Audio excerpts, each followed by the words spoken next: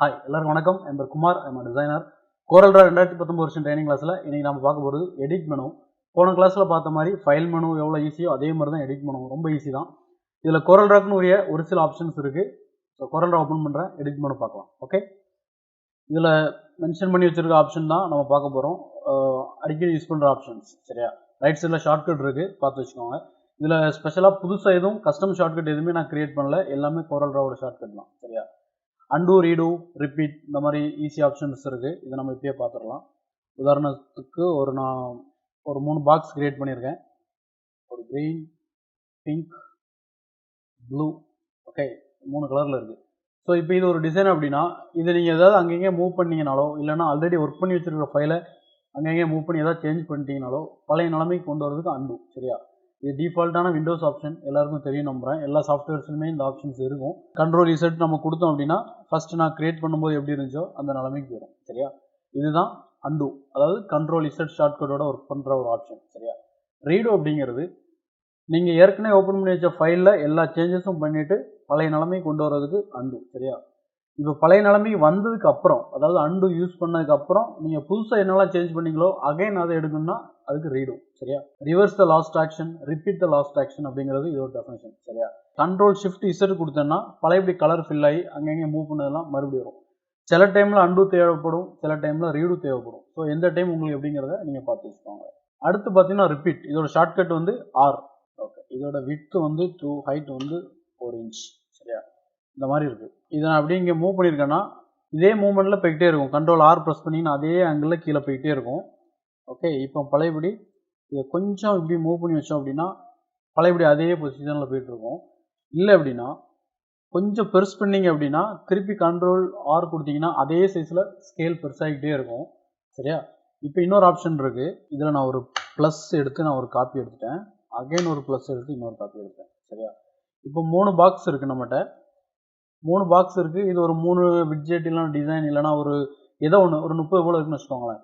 இப்போ ஒன்றா நீங்கள் மாற்றிட்டு இருக்காமல் ஒரு பாக்ஸை மட்டும் செலக்ட் பண்ணிவிட்டு ஒரு 2.5 ஹைட்டு 1. சரியா? இப்போ எல்லாத்துக்குமே இதே நீங்கள் கொடுத்துடலாம். கண்ட்ரோல் ஆர் கொடுத்தீங்கன்னா அதே சைஸுக்கு அழகாக மாறிடும். ஸோ ஒரே மாதிரியான ஜாபை திரும்ப திரும்ப பண்ணாமல் ரிப்பீட்டில் நீங்கள் யூஸ் பண்ணிங்கன்னா உங்களுக்கு டைம் சேவ் ஆகும். சரியா? பார்த்து வச்சுக்கோங்க. ஓகே, அடுத்து கட். சாதாரணமாக கட் பண்ணுறது தான். ஒரு ஃபோட்டோ அப்படி ஒரு ஃபோட்டோ இல்லைனா ஒரு ஆப்ஜெக்டோ கட் பண்ணிவிட்டு அதை இன்னொரு பேஜில் கொண்டு நீங்கள் பேஸ்ட் கொடுக்கறதுக்கு உங்களுக்கு யூஸ்ஃபுல்லாக இருக்கும். இப்போ காப்பி பண்ணிங்கன்னா ஒரிஜினல் அங்கேயே இருக்கும். பேஸ்ட் பண்ணிங்கன்னா உங்களுக்கு இன்னொரு காப்பி இங்கே வந்து பேஸ்ட் ஆகும். சரியா? இப்போ காப்பி ப்ராப்பர்ட்டிஸ் ஃப்ரம் அப்படின்னு ஒரு ஆப்ஷன் இருக்குது. ஒரு க்ரீன் கலர் டெக்ஸ்ட் வச்சுருக்கேன். அதோட அவுட்லைன் வந்து டார்க் ப்ளூ வச்சுருக்கிறேன். சரியா? இப்போ அந்த டெக்ஸ்ட்டில் என்ன ஃபாண்ட் சைஸ், என்ன ஃபாண்ட் வச்சுருக்கிறனோ, என்ன கலர் வச்சுருக்கணும், என்ன அவுட்லைன் வச்சுருக்கணும், அது அப்படியே இதுக்கும் நீங்கள் அப்ளை பண்ணலாம். சரியா? இந்த டெக்ஸ்ட்டை செலக்ட் பண்ணிவிட்டு எடிட்டில் போயிட்டு காப்பி ப்ராப்பர்ட்டிஸ் ஃப்ரம் சூஸ் பண்ணிவிட்டு, சரியா, இப்போ இந்த ஓகே கொடுத்து நீங்கள் அந்த டெக்ஸ்ட்டை நீங்கள் செலக்ட் பண்ணோன்னே இது அப்படியே மாறிடும். ஒரு ப்ரௌச்சர் ஒர்க் பண்ணிகிட்டு இருக்கும்போது இந்த ஹெட்டிங் ஃபுல்லாக ஒரே டைமில் நீங்கள் மாற்றலாம். சரியா? ஆல்ரெடி ஒரு டெக்ஸ்ட்லேருந்து காப்பி எடுத்து வச்சு ஒர்க் பண்ணுவோம் ஒரு பக்கம். சப்போஸ் காப்பி எடுக்காமல் ஒர்க் பண்ணிங்கன்னா இந்த மாதிரி அட்ரிபியூட் மூலமாக நீங்கள் ஈஸியாக பண்ணிக்கலாம். அடுத்து பேஸ்ட். அதை நம்ம ஆல்ரெடி பார்த்தோம். இதை அப்படியே காப்பி பண்ணிவிட்டு இங்கே வந்து பேஸ்ட் பண்ணலாம். எந்த பேஜில் வேணாலும் பேஸ்ட் பண்ணலாம், என்ன வேணாலும் காப்பி பண்ணிக்கலாம். சரியா? ஸோ பேஸ்ட்டுங்கிறது அன்டூ, ரீடூ, கட் காப்பி மாதிரி ஒரு நார்மல் ஆப்ஷன் தான், பார்த்து வச்சுக்கோங்க. பேஸ்ட் இன் வியூ அப்படின்னு இருக்கு. Control shift V. இப்போ இந்த பேஜ் போயிடுறேன். சரியா? எடிட்டில் போயிட்டு காப்பி கொடுத்துட்டேன். நார்மலாக பேஸ்ட்டுன்னு கொடுத்தா அதே பொசிஷனில் அப்படியே மேலே பேஸ்ட் ஆகுது. இது இல்லஸ்ட்ரேட்டரில் வேற ஒரு ஆப்ஷன் உண்டு. சரியா? இல்லஸ்ட்ரேட்டர் வந்து பேஸ்ட் இன் ஃப்ரண்ட், பேக் அந்த மாதிரி கொடுப்பாங்க. சரியா? இங்கே அதிலே தான் நார்மலாக பேஸ்ட் ஆகுது. இது அப்படியே மூவ் பண்ணி பார்த்தோம்னா உங்களுக்கு டிஃப்ரெண்ட் தெரியும். சரியா? ஓகே, இப்போ அகைன் காப்பி கொடுத்துட்டேன். பேஸ்ட் இன் வியூ அப்படின்னு கொடுத்தா சும்மா ரேண்டமாக ஒரு இடத்துல பேஸ்ட் ஆகும். சரியா? நார்மல் பேஸ்ட் ஆக்சுவலாக இப்படி ஒர்க் பண்ணணும். இல்லஸ்ட்ரேட்டரில் இப்படி தான் ஒர்க் பண்ணும். Paste in front, back, place இதெல்லாம் ஒவ்வொரு ஸ்பெஷலான ஆப்ஷன். இங்கே பேஸ்ட் வந்து அதிலே பிளேஸ் ஆகுது. பேஸ்ட் இன் வியூ அப்படிங்கிறது உங்களோட ஒர்க்கிங் ஏரியாவில் ஒரு இடத்துல ரேண்டமாக பிளேஸ் ஆகும். சரியா? ஸோ இன்னொரு காப்பி வருதுங்கிறத நீங்கள் ஈஸியாக ஐடென்டிஃபை பண்ணிக்கலாம். அதிலே பேஸ்ட் ஆகி கிடக்காது. சரியா? ஓகே, அடுத்து பார்த்தீங்கன்னா பேஸ்ட் ஸ்பெஷல். இதுக்கு கோரல்ரால இன்பில்டாக ஷார்ட்கட் கிடையாது. உங்களுக்கு வேணால் நீங்கள் கஸ்டமாக செட் பண்ணிக்கோங்க. சரியா? சரி, இப்போ இது என்ன பண்ணுது அப்படின்னா உதாரணத்துக்கு ஒரு எக்ஸல் ஃபைல் நான் வச்சுருக்கேன். சரியா? எக்ஸலில் சும்மா சாம்பிளுக்கு ஒரு டேபிள் இல்லைனா ஏதோ ஒரு கண்டென்ட் ஏதோ ஒரு ஃபைல், வேர்டு ஃபைலாக கூட இருக்கலாம். சரியா? இந்த கண்டென்ட் நான் அப்படியே காப்பி பண்ணிட்டேன். இப்போது கோரல்ரால கொண்டு பேஸ்ட் பண்ணுறேன். எடிட்டில் போயிட்டு பேஸ்ட் ஸ்பெஷல். இது என்ன ஃபார்மேட்டில் வேணும்னு கேட்குது. சோர்ஸ் வந்து எக்ஸல் அப்படிங்கிறதுனால எக்ஸல்லே உங்களுக்கு பேஸ்ட் பண்ணணுமான்னு கேட்கு. நான் எஸ்ன்னு கொடுக்குறேன். ஓகே சரி, இப்போ இந்த எக்ஸலில் டேபிள் அப்படியே இங்கே வந்துடுச்சு. இதில் என்ன ஸ்பெஷல்னா இது ஆக்சுவலாக ஒரு டேபிள் கிடையாது, எக்ஸல் ஃபைல். சரியா, இது நீங்கள் டபுள் கிளிக் பண்ணிங்கன்னா எக்ஸலில் போய் ஓப்பன் ஆகும். அங்கே என்ன எடிட் பண்ணுறோமோ அங்கே அப்டேட் ஆயிரும். சரியா, ஓகே நான் வேணால் இதை க்ளோஸ் பண்ணிடுறேன். டபுள் கிளிக் பண்ணிவிட்டு இது ஓப்பன் ஆகிடுச்சு. இதில் வந்து நேம் ஹியர் டெஸ்ட் அப்படின்னு கொடுக்குறேன். சரியா, கண்ட்ரோல் எஸ் கொடுத்து சேவ் பண்ணிட்டேன்.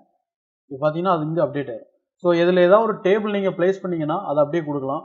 எந்த ஃபைலாக இருந்தாலும் இதில் எடுக்கு, டெக்ஸ்ட் ஃபைலாக இருக்கலாம், ஒரு MP3 சாங்கை கூட இதில் நீங்கள் ப்ளேஸ் பண்ணிவிட்டு டபுள் கிளிக் பண்ணிங்கன்னா அது சாங் ப்ளே ஆகுது. சரியா, இது வந்து ஒரு ஆன்லைன் PDF இல்லைனா பர்டிகுலராக லோக்கல் ஏதாவது ஒரு நிறைய ஒரு டீமாக ஒர்க் பண்ணிட்டு இருக்கும்போது பர்டிகுலரான ஃபைல் ஐடென்டிஃபை பண்ணுறதுக்கு இந்த ஆப்ஷன் ரொம்ப யூஸ்ஃபுல்லாக இருக்கும், பார்த்து வச்சுக்கோங்க. சரியா, அப்புறம் பார்த்தீங்கன்னா டெலிட், சிம்பிள் செலக்ட் பண்ணிவிட்டு நீங்கள் டெலிட் கீ ப்ரெஸ் பண்ணாலே டெலிட் ஆயிரும். ஓகே, இதில் ஒன்றும் பெரிய ஸ்பெஷல் இல்லை.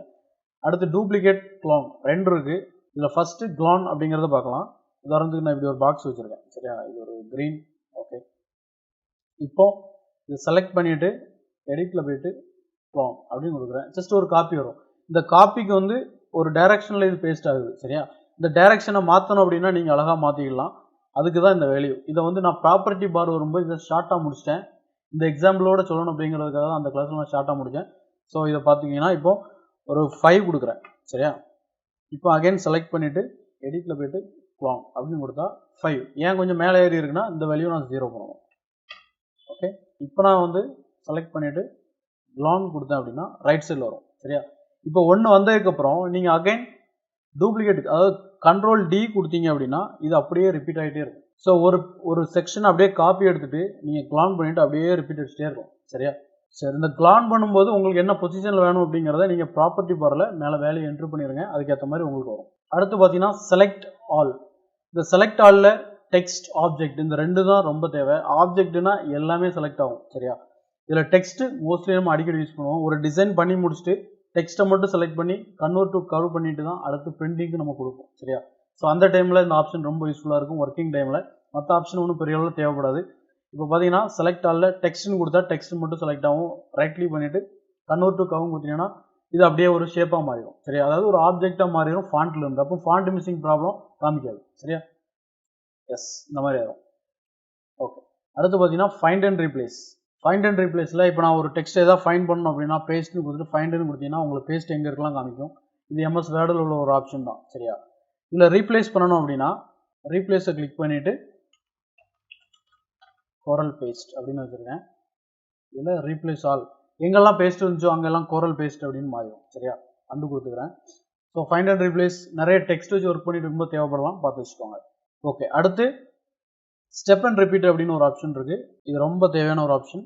இப்போ ரெண்டு ஆப்ஜெக்ட்டை நான் வந்து ஒரு குரூப் பண்ணி ஒரு சிங்கிள் ஆப்ஜெக்டாக வச்சுருக்கேன். இதை அப்படியே ரிப்பீட் பண்ணணும் அப்படின்னா இதில் போயிட்டு ஸ்டெப் அண்ட் ரிப்பீட்டில் போயிட்டு எத்தனை காப்பி வேணுமோ அத்தனை வச்சுக்கோங்க.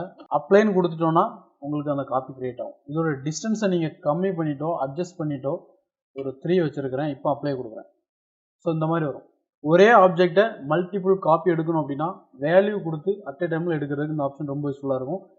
இதெல்லாம் வந்து ஒரு ப்ரௌச்சர் இல்லைனா ஒரு வெப் டிசைன் எதாவது பண்ணிட்டு இருக்கும்போது சேம் விட்ஜெட் கிரியேட் பண்ணுறதுக்கு ரொம்ப யூஸ்ஃபுல்லாக இருக்கும், பார்த்து வச்சுக்கோங்க. சரியா, ஸோ எடிட் மெனு கிளியராக புரிஞ்சிருக்கும் நம்புறேன். அடுத்த கிளாஸில் வியூ மெனு பார்க்கலாம். இந்த வீடியோ பிடிச்சிருந்தா லைக் பண்ணுங்கள், சேனலை சப்ஸ்கிரைப் பண்ணாங்க பண்ணிக்கோங்க. தேங்க்யூ.